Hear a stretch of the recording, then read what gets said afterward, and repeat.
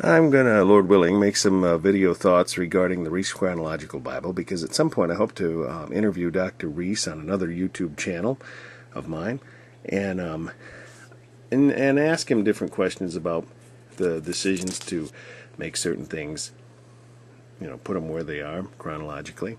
But here's one that I actually have a problem with. We read 1 Kings early on. Here we read 1 Kings where it says, and David gat him no heat and all that. It seemed like he was kind of somewhat bedridden. And then they made King Solomon king. Well, there was also something that occurred, in the Chronicles where it's mentioned a different way, that, all the celebration that went on and all the things that David had previously dedicated and all.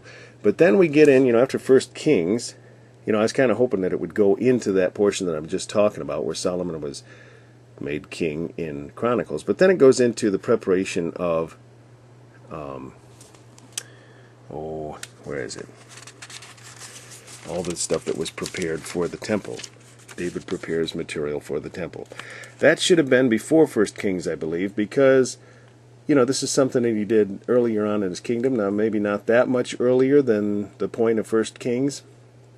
But I do believe that 1 Kings and the portion of Chronicles where it talks about the celebration, those two things should have been near each other, because they basically were happening at the same time. In fact, I think, before the whole deal where they said God, save the king and all that stuff, and Adonijah heard it, there was all that stuff that's mentioned in Chronicles, wherever that is, and whenever we get to it, because there's been a whole bunch of, First Chronicles, later chapters of Chronicles, of the preparation of stuff.